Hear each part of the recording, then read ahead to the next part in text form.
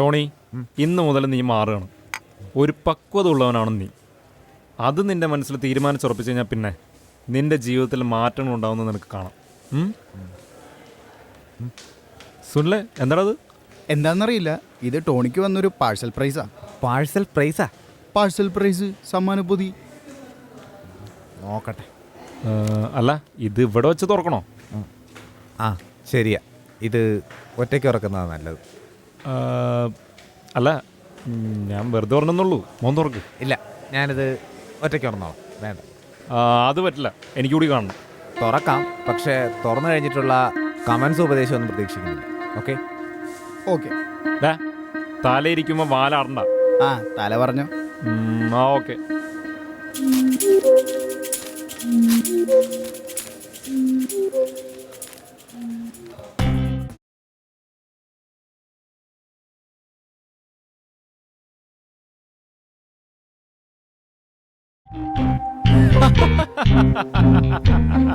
കൊള്ളാലോടാ.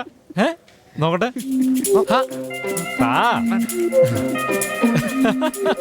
ഇതെപ്പെടുത്താടാ. മലയാറ്റൂർ പള്ളിയിലും പെരുന്നാളിലും ഞാൻ പറഞ്ഞു റോഹിച്ചനോട് തുറക്കുമ്പോൾ കമന്റുകളൊന്നും പ്രതീക്ഷിക്കുന്നില്ല. എന്നാലും ഇത് ആരാ?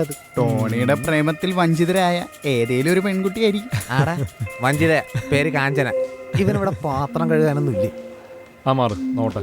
റോഹിച്ച പ്ലീസ്, ഞാൻ തുറന്നോളാം. മാറിക്കൊണ്ട് റോഹിച്ച മാറ്. പഴയ ഡ്രസ്സ്. ആ, ലവ് ലെറ്റേഴ്സ്.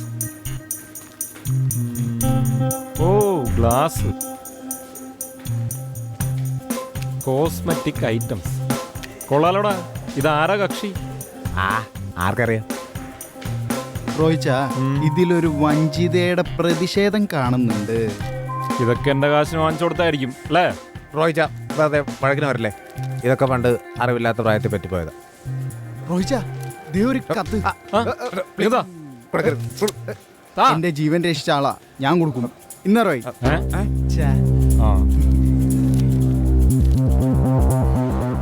എത്രയും സ്നേഹമുള്ള പ്രണയവീരന്, ഇതൊക്കെ നീ എനിക്ക് വാങ്ങിത്തന്ന സാധനങ്ങളാണ്.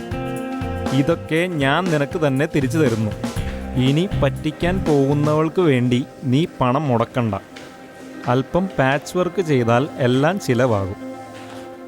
എൻ്റെ കല്യാണം തീരുമാനിച്ചു. ഞാൻ അന്തസ്സായി കല്യാണം കഴിക്കാൻ പോകുന്നു.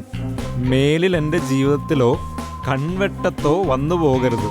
കത്തു ചുരുക്കുന്നു എന്നൊരായിരം വെറുപ്പും ശാപങ്ങളോടെയും ഒരിക്കലും സ്വന്തമല്ലാത്ത നിന്റെ കാലി ക്ഷമ.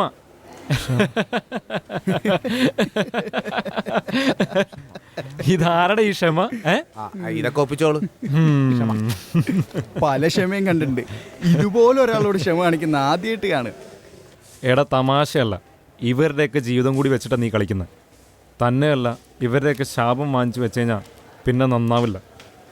ഞാൻ ഉപദേശിക്കാനൊന്നുമില്ല. കേൾക്കാമെങ്കിൽ കേക്ക്. പറയാനുള്ളത് പറഞ്ഞു, ഇത്രേ ഉള്ളൂ. ശരിയാ ടോണി. ടോണി ഇപ്പോൾ ഫ്ലേട്ടിങ്ങിനൊന്നും ഇല്ലയെന്ന് എനിക്കറിയാം. എന്നാലും ഞാൻ പറയും, എത്രയും പെട്ടെന്ന് അവളെ കണ്ട് ക്ഷമ പറയണം. ശാപം കിട്ടിയാൽ അതിങ്ങനെ കിടക്കും. സമാധാനം ഈ പറഞ്ഞ് ഒഴിവാക്കിട്ടു.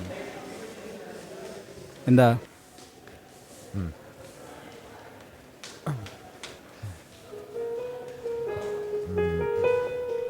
ഹലോ ക്ഷമ, ഞാനാ ടോണി. എനിക്കൊരു പ്രാവശ്യത്തേക്ക് ഒന്ന് കാണാൻ പറ്റും അവസാനമായിട്ട്? ഓക്കെ, ഞാൻ അവിടെ വരാം. Okay, thanks.